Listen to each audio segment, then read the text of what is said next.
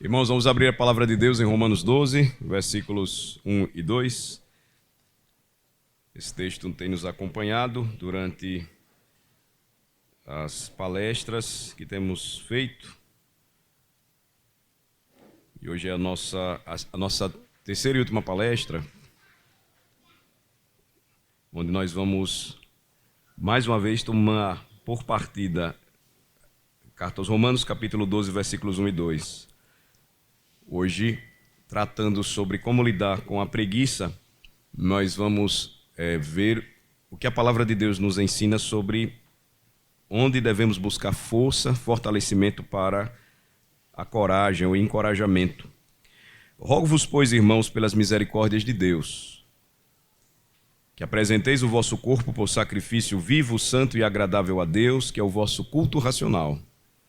E não vos conformeis com este século, mas transformai-vos pela renovação da vossa mente, para que experimenteis qual seja a boa, agradável e perfeita vontade de Deus. Vamos orar.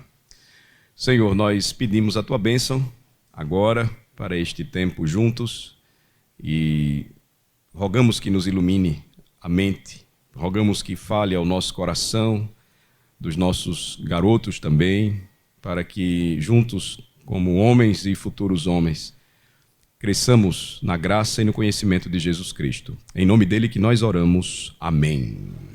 Nós temos então, irmãos, aqui forte encorajamento bíblico, e é o que nós temos recebido durante esse tempo juntos aqui, para vencer todo tipo de sabotagem da parte do mal, do inimigo. Eu usei como uma figura do que significaria sabotagem em termos de tentação ou de ataques emocionais à vida de um homem. Ou seja, toda tentativa do mal de prejudicar o nosso papel, a nossa vida diante de Deus enquanto homens e também na formação dos nossos filhos que serão futuros homens.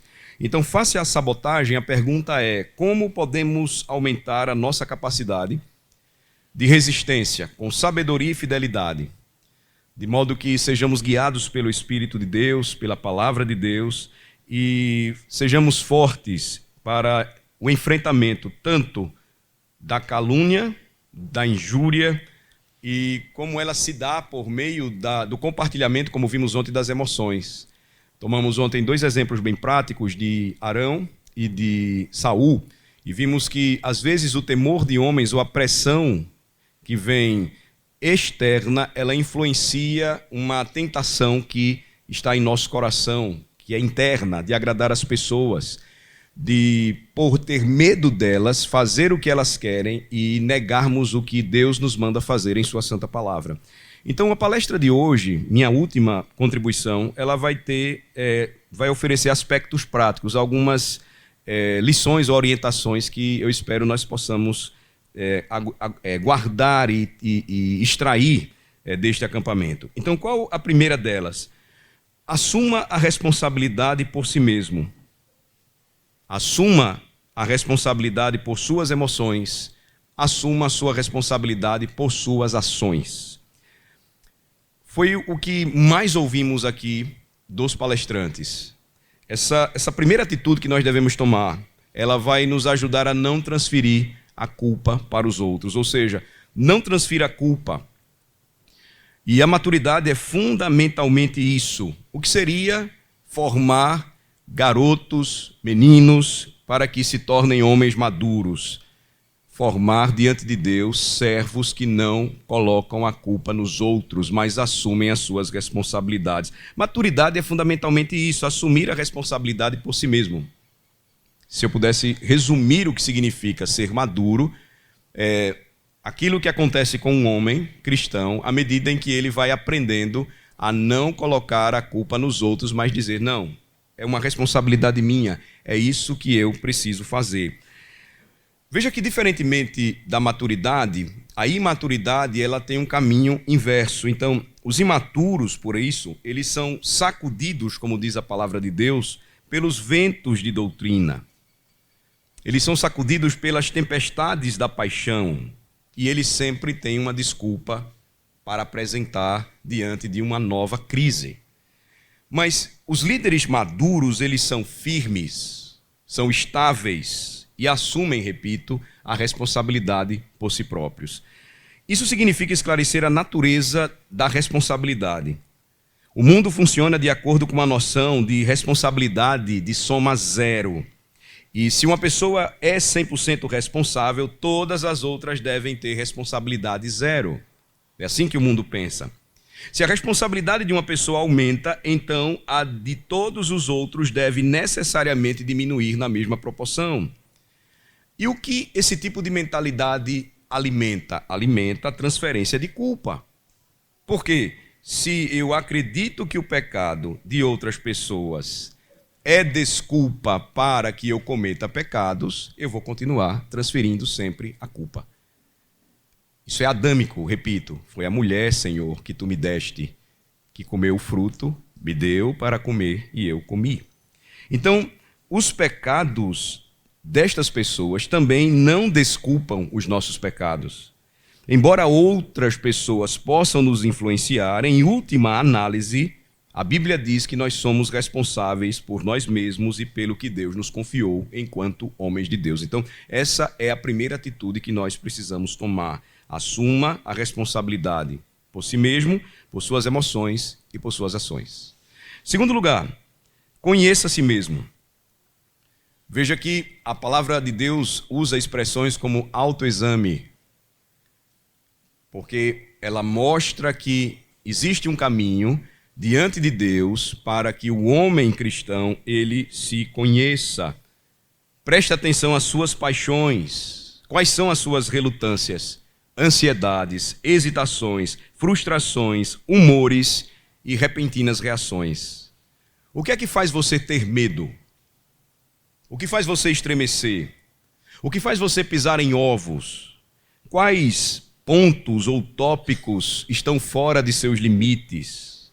Quem você evita ofender ou quem você tem prazer de ofender? Quando você explode, com quem é que você faz isso? Como que você faz isso? Quando você recua, isso faz com que você não se envolva com a situação ou não enfrente a situação e se desligue.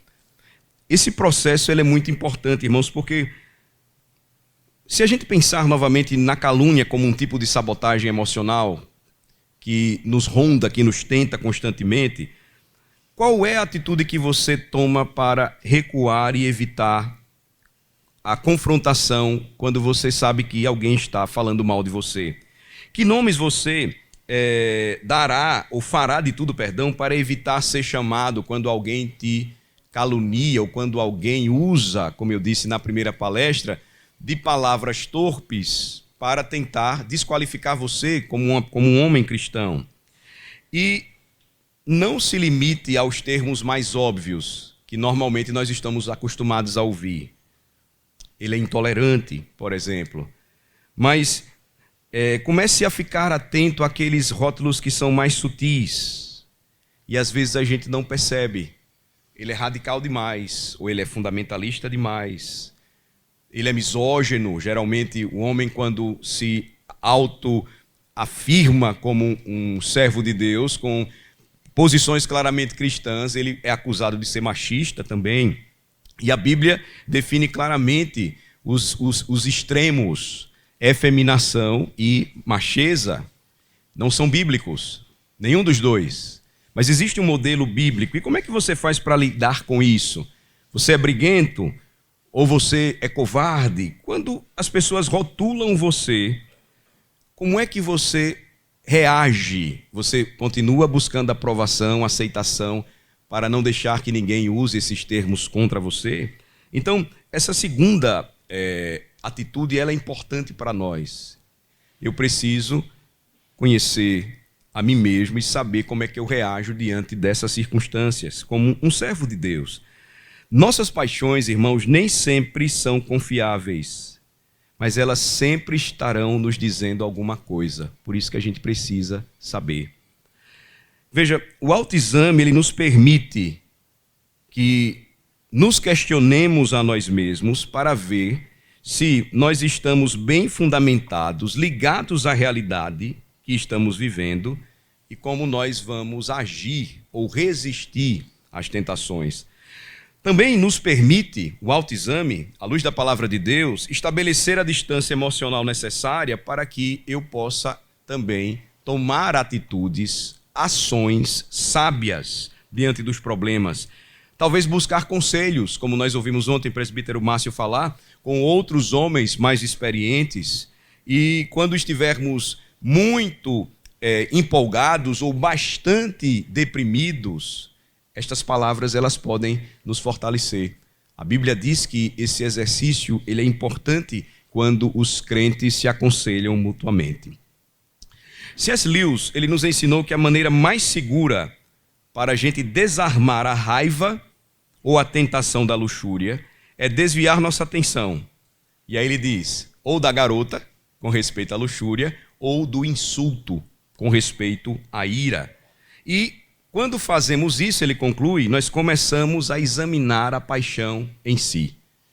Se eu sou tentado pela ira, eu me afasto do insulto para poder analisar por que eu estou tendo esse tipo de reação. Se eu sou tentado pelo meu coração com respeito à luxúria, eu me afasto da garota ou eu me afasto da mulher para poder avaliar qual é a minha motivação, o que é que está passando em meu coração. É interessante essa reflexão de C.S. Lewis, porque ensina como homens devem lidar com essas tentações. De maneira que, irmãos, se nós crescemos na prática do autoexame, nós vamos fortalecer o nosso coração, a nossa mente, para quebrar, eu poderia usar essa expressão, a corrente de paixões e reações, a fim de que eu corretamente faça uma observação de como eu tenho me comportado diante de determinadas circunstâncias. Esse tipo de autoexame não é apenas uma habilidade humana. Esse é um ponto importante que eu queria destacar aqui para vocês. Abram, por favor, no Salmo 139. Salmo 139. Nós não vamos conseguir fazer isso sozinhos, não. Por isso que sempre devemos recorrer à palavra de Deus. O Salmo 139, ele termina com uma oração. Versículo de número 23 e 24. Como é que eu devo fazer o autoexame? Como é que a prática do autoexame pelo homem cristão, ela funciona? Como é que nós vamos ensinar os nossos filhos também a fazerem isso? Observem, versículo 23. Sonda-me, ó Deus, e conhece o meu coração. Prova-me e conhece os meus pensamentos. Vê se há em mim algum caminho mau e guia-me pelo caminho eterno. Veja que não é apenas uma habilidade humana a prática do autoexame, é um dom de Deus e nós devemos pedir a Ele, como disse o salmista, que sonde o nosso coração, que conheça os nossos pensamentos, que nos experimente, que veja se há algum caminho doloroso pelo qual estamos passando e que Ele então nos lembre que sempre nos guiará pelo caminho eterno. A palavra de Deus nos diz, irmãos, que é o Senhor quem testa nossos corações e mente. É o Senhor que discerne nossos pensamentos ansiosos, nossos temores e preocupações, nossas paixões e humores. Mas, muito mais do que isso, o Senhor, quando realiza essa obra, Ele expõe as racionalizações e desculpas que muitas vezes usamos para esconder tudo isso. A palavra então revela algo que por vezes nem mesmo nós estamos conseguindo enxergar. Ela vai no ponto exato do nosso coração. Quando nós lemos Jeremias 17, e vocês conhecem a passagem onde o profeta diz da parte de Deus que o coração do homem é enganoso e desesperadamente corrupto, o profeta então faz uma pergunta: quem o conhecerá? Conclusão: eu, o Senhor, sondo os corações. E aí ele continua a dizer, ou seja, nós precisamos entender que Deus é quem conhece perfeitamente a alma do homem, porque Ele fez o homem à sua imagem e semelhança. Terceiro lugar, calibre seus padrões pela palavra de Deus. Eu vou usar essa palavra calibrar, que nos lembra que quando nós precisamos deixar bem alinhado um carro ou os pneus da nossa moto ou bicicleta, nós precisamos colocar o calibre correto ali, quando colocamos na bomba de ar para encher os pneus. Então, quando você faz uso da palavra de Deus, você vai perceber que calibrar os seus padrões ou a maneira como você vive pela palavra de Deus vai oferecer para você o verdadeiro equilíbrio. Então, como Deus define um caminho penoso, como lemos no Salmo de número 139? O que é que tem nos ofendido? São perguntas, por exemplo, que aqui eu coloco, que elas só serão balizadas ou calibradas à luz da palavra de Deus. Porque às vezes nós podemos pensar que é algo de mais ou algo de menos, e a palavra vai nos dar o ponto exato para lidar com o problema. Devemos definir o pecado da forma como a Bíblia o faz e não da forma como o mundo o faz. A nossa tentação sempre, irmão, será a da procrastinação, da não reação, da atitude de preguiça para enfrentar essas coisas. Como eu disse ontem à noite, preparando o que a gente ia falar hoje, às vezes nós pensamos que preguiça ela envolve apenas a falta de atitude nas questões diárias da vida, como trabalhar, estudar, comer, fazer outras coisas, ir à igreja, enfim. Mas tudo começa no coração quando nós não fazemos esse trabalho de autoexame, não fazemos uso da palavra e então não calibramos os nossos padrões, ou seja, a nossa forma de viver, o nosso estilo de vida. A partir daí as outras coisas vêm. A partir daí eu posso, por exemplo, usar a preguiça como uma fuga para não enfrentar ou querer fazer coisa alguma. A partir daí, como diz o sábio, eu posso então dizer, eu não vou sair porque tem um leão lá fora e ele vai me devorar. A ideia do preguiçoso de não ter como se mover porque ele acha que sempre terá um grande problema lá fora para ser enfrentado. Então, repito, como é que a Bíblia define o pecado? É transgressão à lei de Deus, é falta de conformidade à lei de Deus. O mundo não faz assim. O mundo sempre vai dar um viés diferente, um conselho diferente, uma palavra diferente. É como o caso de certa vez aconselhar um jovem que tinha problemas na área da sua sexualidade e o conselho da palavra dizia o que era certo, mas o mundo disse o contrário para ele. Enquanto a orientação ou o calibre da palavra ia fazer com que ele vencesse isso da maneira certa, o mundo dizia que ele deveria tomar um caminho totalmente inverso. Então, o mundo vai procurar sempre, com frequência, cooptar os padrões de Deus, maximizar a sua ofensa a certos pecados, enquanto irá ignorar completamente outros. É assim que o mundo age. Às vezes a gente até acha que está existindo justiça no mundo, quando determinadas práticas, até mesmo para os ímpios, são consideradas absurdas. Mas outras que são muito caras para Deus, o mundo então vai dizer que não é uma questão de tanta importância assim. Então, irmãos, veja como isso é interessante, porque é preciso esforço espiritual para vencer esse estado, essa posição. É preciso esforço espiritual para resistir diariamente à tentação de adotar tais padrões de seleção que o mundo nos coloca todos os dias.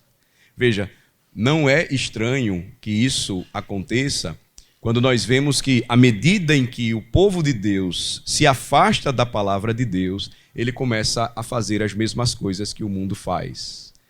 Hoje, não são poucas as igrejas que já colocam na frente ou na porta uma bandeira LGBT, identificando que ali existe uma inclusão, que a própria palavra dá uma orientação diferente, mas o mundo então diz, não, o que nós queremos ou o que nós aceitamos é aquilo que vocês devem fazer.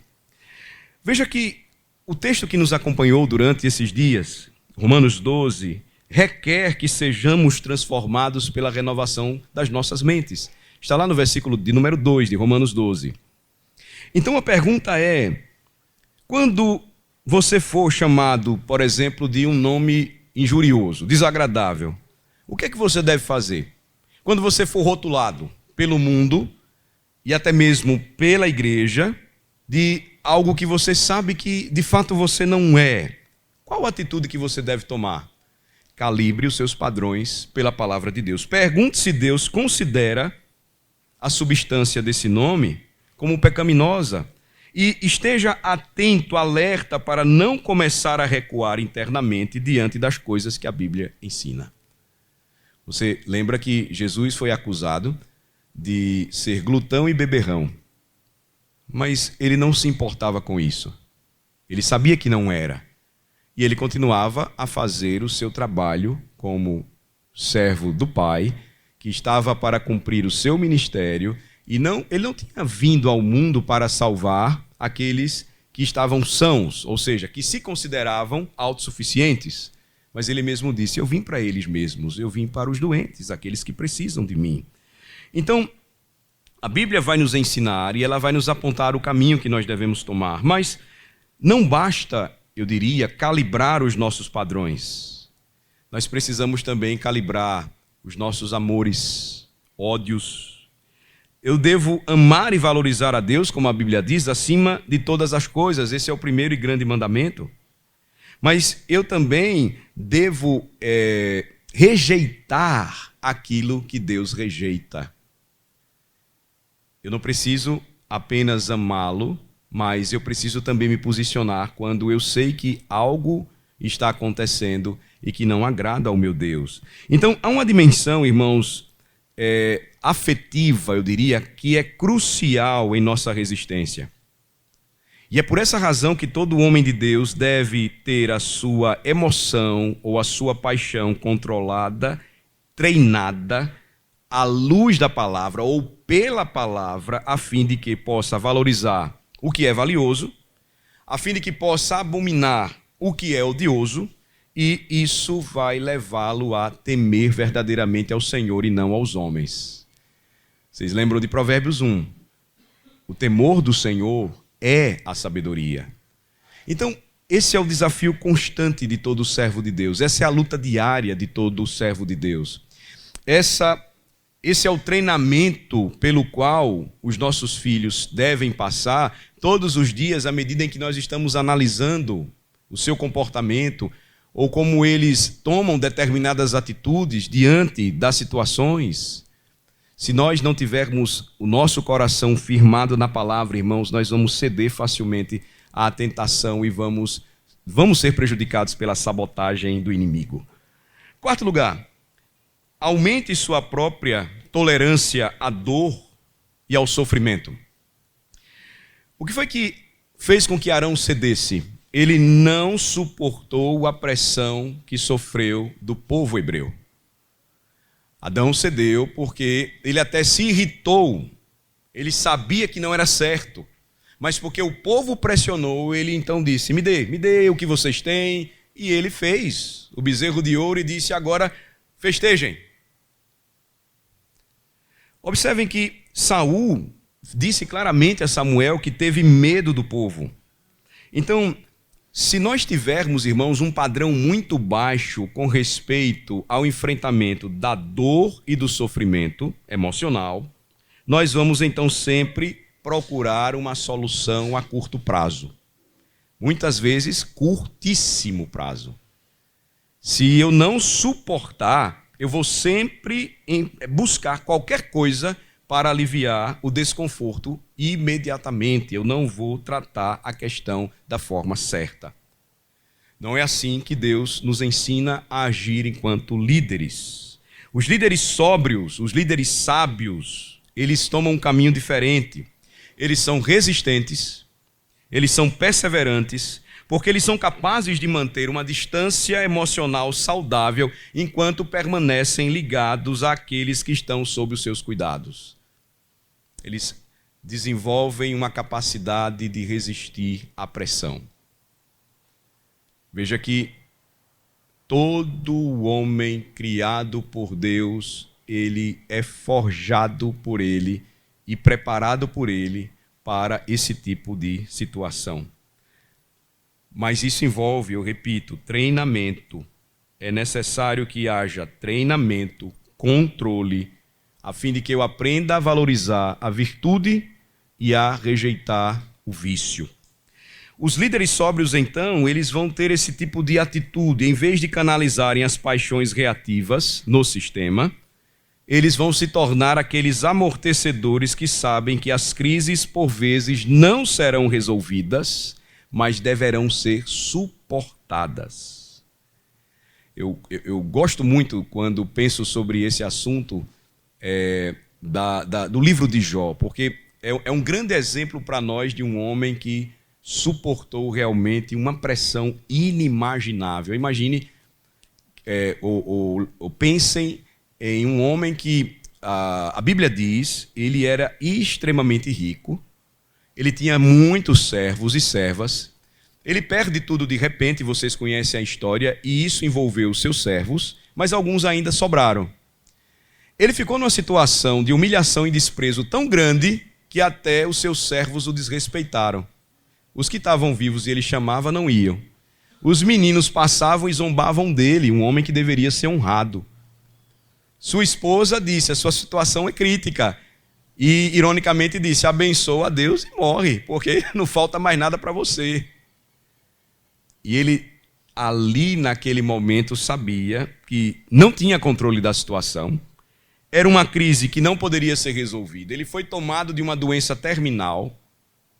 Mas uma coisa ele precisava fazer. Ele precisava suportar tudo aquilo. Ele chegou a um limite.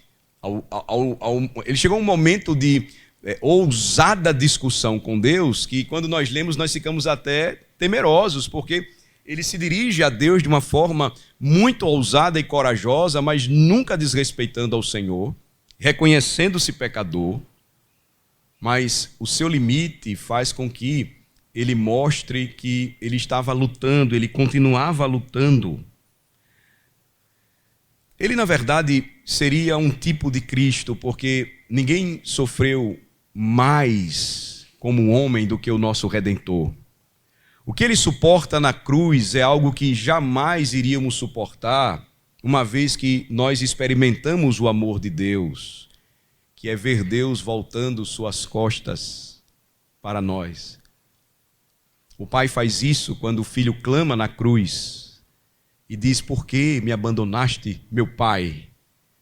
E ele sabia que era necessário suportar tudo isso, porque ele tinha um povo sob sua responsabilidade que dependia da sua morte.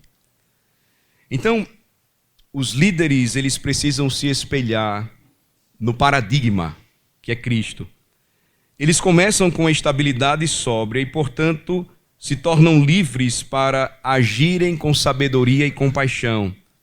Eles podem, com razão, diante disso, se alegrar com os que se alegram e chorar com os que choram, porque eles estão ligados a Cristo. Sem Cristo, irmãos, é impossível fazermos isso. É impossível. Não tem como. Homens mais maduros que nós, que estão aqui, sabem disso. Eles podem testemunhar para vocês que chegaram até onde chegaram pela misericórdia de Deus e porque estão amarrados a Cristo. Sem Cristo isso é impossível. Quinto lugar, esteja disposto a ser chamado de nomes feios. Mais do que isso, fique alegre quando você for caluniado. Veja Mateus capítulo 5, por favor. Jesus nos lembra disso na bem-aventurança, não é mesmo? Mateus capítulo 5, versículos 11 e 12.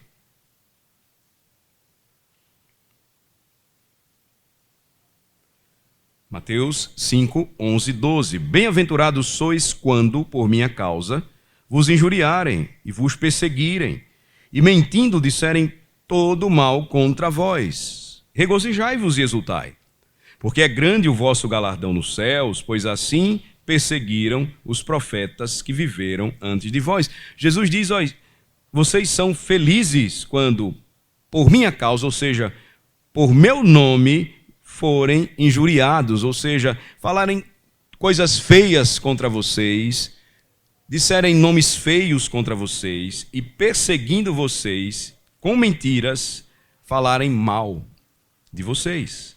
Veja que Em outras palavras, os servos de Deus se alegram quando são caluniados da maneira certa, porque estão bem acompanhados, estão em boa companhia, eles estão com Cristo.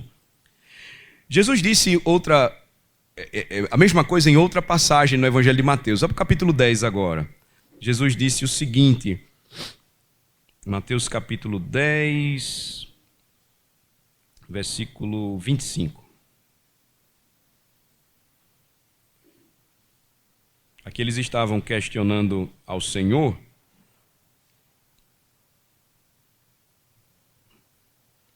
Jesus estava, na verdade, estimulando os seus discípulos quando eles receberam a primeira grande comissão. Você tem duas grandes comissões. A primeira delas ela aparece em Mateus 10, a última no final do Evangelho de Mateus. Versículo 24. O discípulo não está acima do seu mestre, nem o servo acima do seu senhor. Basta ao discípulo ser como o seu mestre e ao servo como o seu senhor. Agora veja o que Jesus fala, como ele aplica. Se chamaram Beelzebu ao dono da casa, quanto mais aos seus domésticos. Jesus está dizendo aqui que não deveríamos nos surpreender se disseram que ele era demoníaco.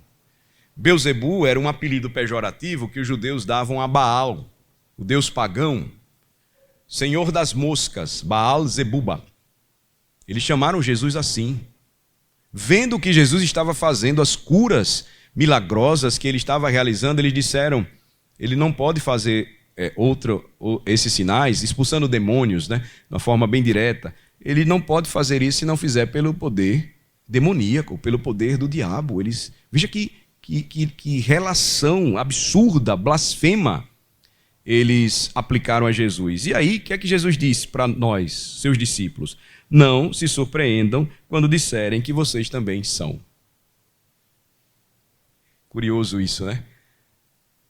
Recentemente, um pastor presbiteriano, de forma infeliz, começou a falar que outros pastores presbiterianos da sua denominação, por tentarem ser fiéis, pregando a Bíblia, ensinando o que nós cremos e confessamos, e infelizmente são taxados por isso, pejorativamente, de neopuritanos. Ele disse que esses pastores são capetas. Falou, espalhou na internet, uma loucura. São verdadeiros capetas, diabos. Bom, se nós estamos do lado certo, não deveríamos nos surpreender quando dissessem isso de nós. Se nós estamos do lado de Cristo, não deveríamos nos assustar, porque disseram isso a respeito do nosso Senhor. Cabe a nós fazer o nosso trabalho. Irmãos, não vamos enfrentar problemas, não vamos vencer a preguiça ou a procrastinação se a gente sempre viver cheios ou cercados de mimimis, preocupados com o que estão falando da gente, com o que estão dizendo da gente. O trabalho não vai ser feito. Os líderes não vão liderar, os homens não serão homens, os maridos não serão maridos, os pais não serão pais e os nossos filhos verão homens de posição fraca e, portanto, também fracos serão. O que eles precisam ver nos homens de Deus, a começar dos seus lares, são homens que, assim como os servos de Deus do passado, sempre colocavam tudo diante do Senhor em oração.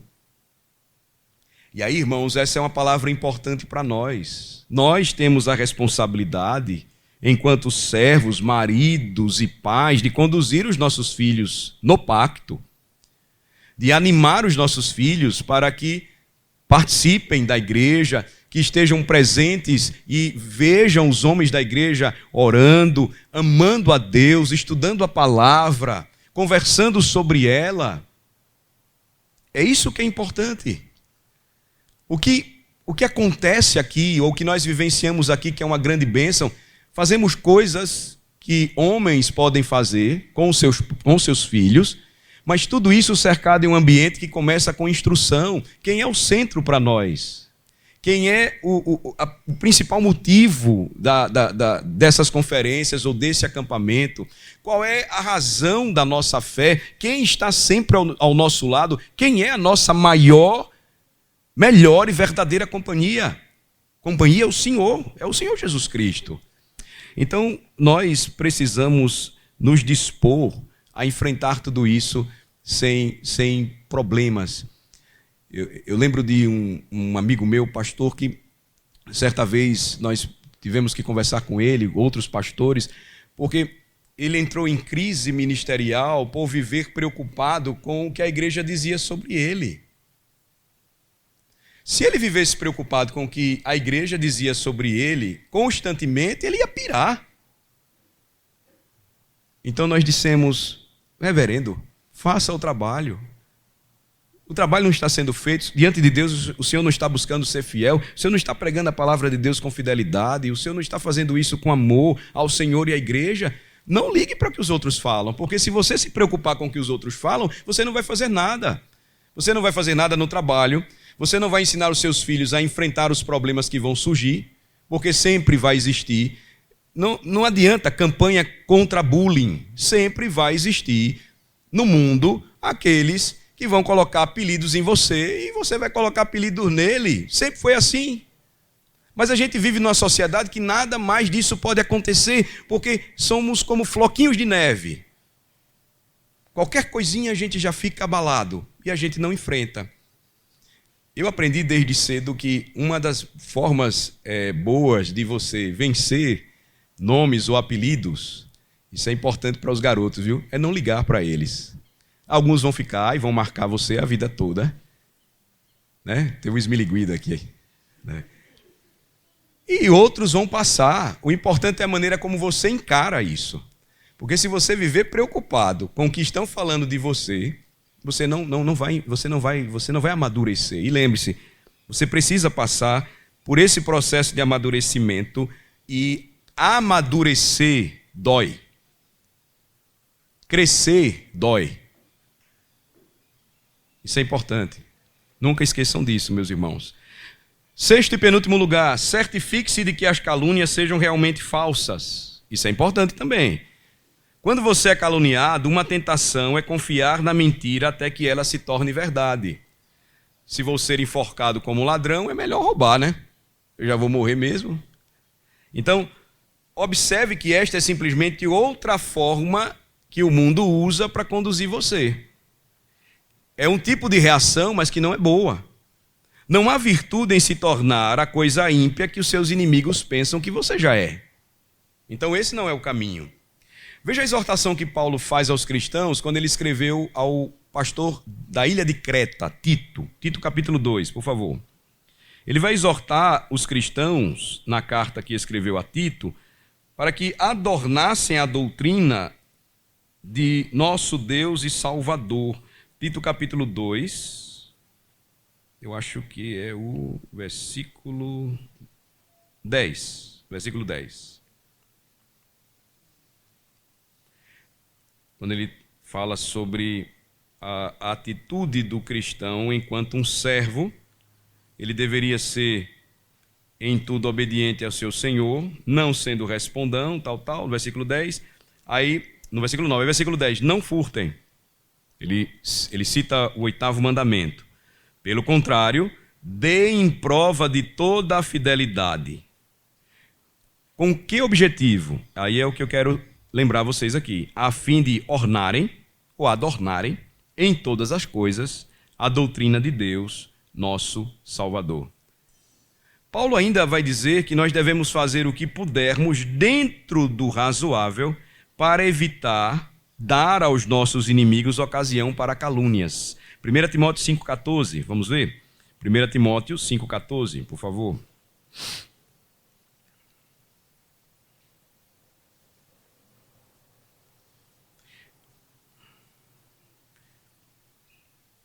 Quando ele dá instrução à igreja, veja o que ele diz. Quero, portanto, que as viúvas mais novas se casem, criem filhos, sejam boas donas de casa, e aí o que eu quero destacar, e não deem ao adversário, ou seja, ao inimigo, ocasião favorável de maledicência.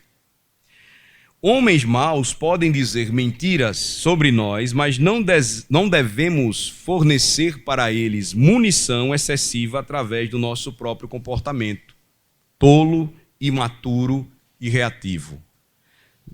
isto é especialmente verdadeiro no caso de pastores e outros líderes cristãos, presbíteros, diáconos, que deveriam ter como objetivo ser bem estimados pelos de fora. Está lá em 1 Timóteo 3, ou seja, a gente não deve dar munição. Como é que a gente reage a esse tipo de atitude caluniosa, odiosa contra nós? Por vezes, esquecemos o que diz a palavra, a resposta branda, ela desvia o furor. Mas a palavra dura, ela vai então levantar a ira. Nós precisamos saber como reagir. Existe às vezes espaço para ironia, sim. Existe às vezes espaço para uma posição mais firme, sim. Mas na maioria das vezes a atitude que nós tomamos, ela precisa ser diferente daquela que é utilizada, que é apresentada pelos que nos ameaçam, pelos que tentam nos tirar do foco, tentam nos tirar do centro, tentam fazer com que a gente, de fato, peque contra Deus. Sétimo e último lugar, eu disse sexto e penúltimo, né? Mas é o sétimo e penúltimo, para a gente finalizar. Quando você for caluniado, então, decida não responder na mesma moeda. Já adiantei isso para vocês. 1 de Pedro, capítulo 2, por favor. 1 de Pedro, capítulo 2, versículo de número 23. Mais uma vez o nosso paradigma, que é Cristo Jesus. Veja como Jesus agiu e procuremos agir também como Ele. Versículo 21 em diante. Porquanto para isto mesmo fostes chamados, pois que também Cristo sofreu em vosso lugar, deixando-vos exemplo, para seguirdes os seus passos, o qual não cometeu pecado, nem dolo algum se achou em sua boca. Aí veja o versículo 23. Pois ele, quando trajado, não revidava com o traje. Quando maltratado, não fazia ameaças, mas entregava-se àquele que julga retamente. Então, Cristo é o nosso modelo, e veja a exortação apostólica. Pedro nos exorta a seguir os passos de Jesus. Fazer isso exige, então, que distingamos entre zombaria ou ironia santa, que muitas vezes pode acontecer, contra o pecado, contra a rebelião, e isso é algo lícito, e o escárnio, que apenas flui do desprezo, da raiva ou de outras paixões ímpias que podem aflorar do nosso coração. É aquela velha história, eu posso estar certo, mas tomar uma atitude errada ao enfrentar esse tipo de situação. Então eu preciso saber como agir. Quando eu faço isso, eu posso me igualar àquele que está tomando uma atitude ímpia. Então, esse tipo de ironia que às vezes nós podemos usar, um tipo de zombaria santa, ela, ao invés de agir do mesmo modo, ela não oferece uma resposta na mesma moeda, porque ela procura edificar os outros, expondo a rebelião pela loucura que é. Nós vemos isso muitas vezes, quando alguns pastores, eles analisam alguns acontecimentos do momento, e eles vão parando e fazendo comentários, e algumas palavras, às vezes, que os ímpios falam contra a igreja e contra os cristãos, são tão ridículas, que aí a maneira como se responde ironicamente, ela até nos dá um esclarecimento daquela fala ou aquele tipo de loucura. Então, a gente pode usar, mas deve saber usar. Veja que o Senhor usa muito isso na palavra. No Salmo 2, diante da rebelião das nações contra o Senhor e contra o seu Cristo, dizendo, vamos romper os seus laços e sacudir as nossas algemas. A Bíblia diz que dos céus o Senhor ri de todos eles e o Senhor zomba de todos eles. De que maneira? Porque ele a seu tempo irá manifestar a sua ira e o seu furor contra eles, porque ele já constituiu um rei sobre o seu santo monte Sião.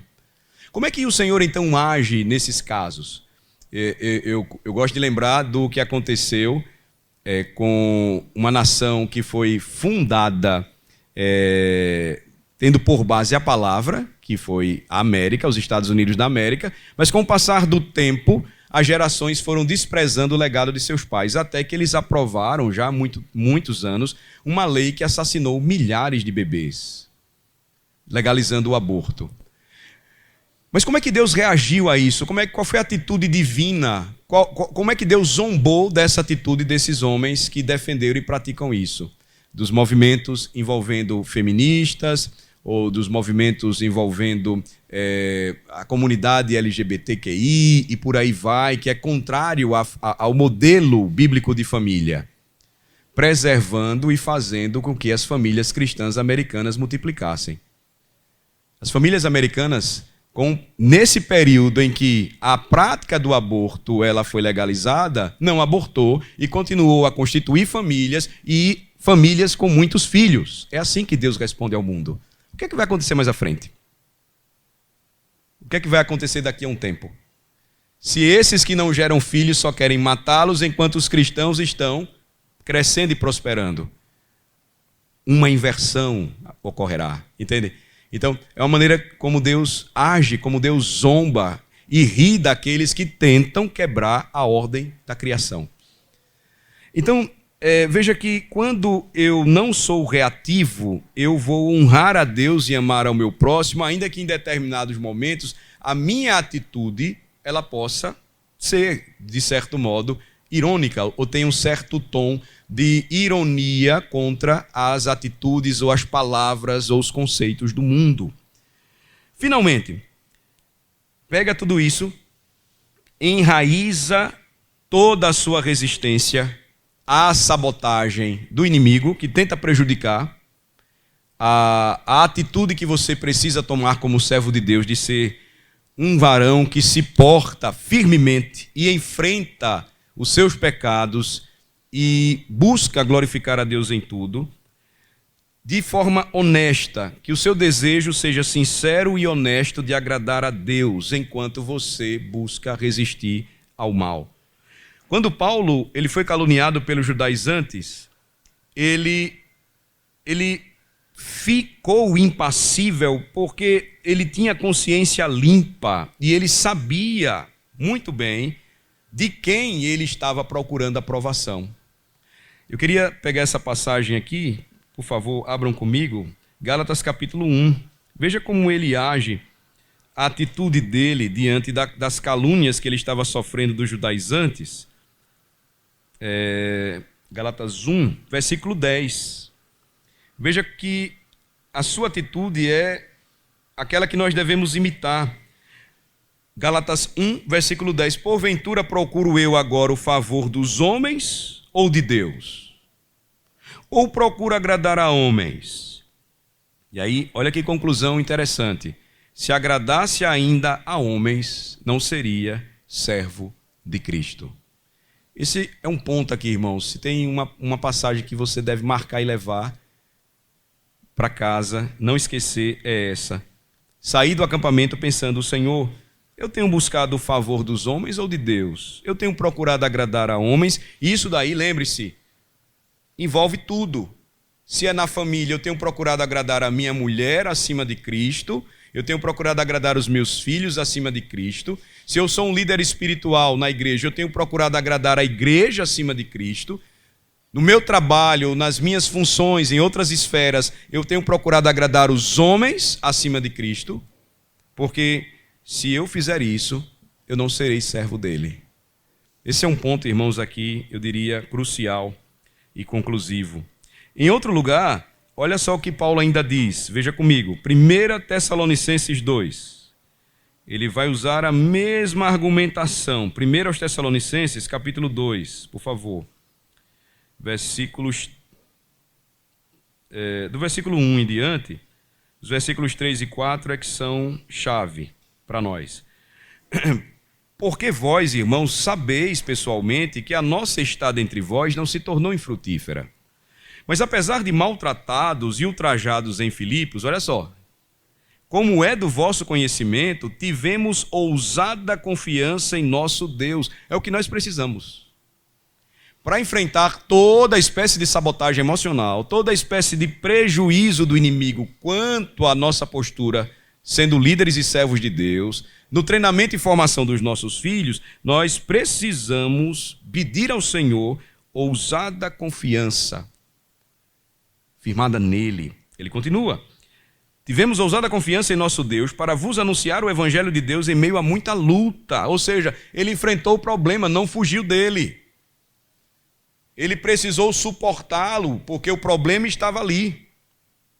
Pois a nossa exortação, versículo 3, não procede de engano, nem de impureza, nem se baseia em dolo. Pelo contrário, visto que fomos aprovados por Deus, observem, a ponto de nos confiar ele o evangelho, assim falamos, não para que agrademos a homens, e sim a Deus que prova o nosso coração. Está conectado com o Salmo 139. Ele não estava preocupado em agradar homens. Claro, obviamente isso vai passar por todo um treinamento, sabedoria, porque vai nos ajudar a saber o que falar. Não importa você estar com a verdade e usá-la da forma errada.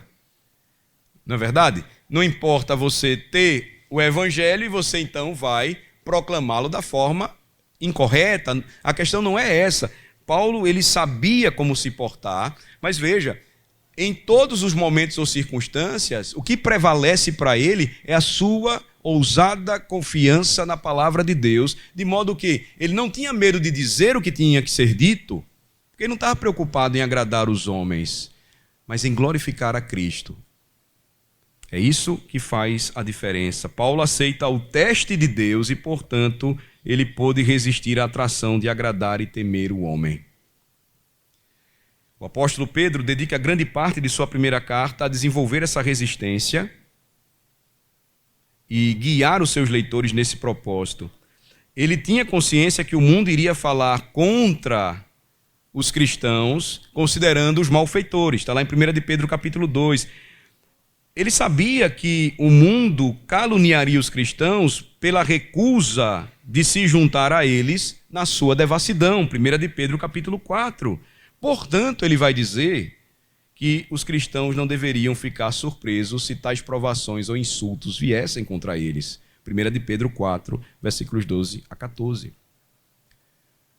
Finalmente, irmãos, veja que, ecoando as palavras de Cristo, o que é que Pedro, então, ele escreve para nós? Vá para 1 de Pedro 3.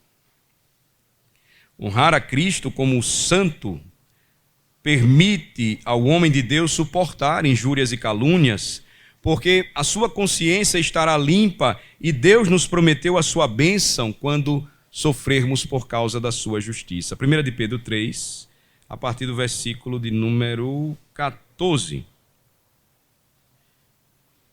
Veja só. Mas ainda que venhais a sofrer por causa da justiça, bem-aventurados sois. Ele aprendeu isso de Cristo. Não vos amedronteis, portanto, com as suas ameaças, nem fiqueis alarmados. E o 15.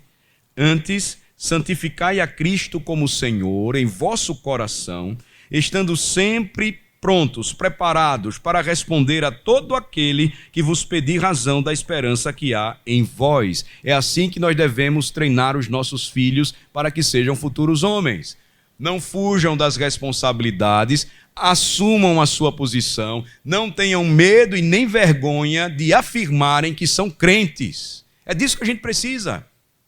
O mundo nos cerca e nos abafa de maneira tal que nós ficamos com medo de dizer quais são as nossas convicções, o que é que a gente pensa. E os nossos filhos também veem esse mau exemplo, essa covardia da nossa parte, porque nós achamos que isso é sabedoria, quando na verdade não é. Pedro diz, nós precisamos estar preparados para responder a todo aquele que vos pedir razão, que nos pedir razão da esperança que há em nós. E isso acontece todo dia. Todo dia. Até mesmo se você ficar em casa, sem fazer nada, mas estiver com o seu celular, alguém escreve para você ou liga para você e você terá a oportunidade de dar razão da sua esperança. Eu não estou dizendo que você vai viver evangelizando todo mundo a toda hora, não. Mas você vai ter sempre a oportunidade de se posicionar em diversas situações e as pessoas vão saber que você é crente. Essa é a diferença. Você não precisa andar com a faixa na testa escrita Kadosh. Eu lembro que uma vez, na época da mocidade, nós fomos disputar um campeonato e foi em um dos acampamentos aqui de Sergipe, e aí tinha uma igreja que eles foram jogar contra a gente e todos os caras estavam com a faixinha na testa, tinha Kadosh, santo. Não precisa disso não, velho. Que nem jogador de futebol que fica botando a mãozinha, não precisa desse negócio não. O crente não precisa de nada disso. São as suas atitudes, a sua postura, o que ele diz, o que ele fala, como ele se posiciona.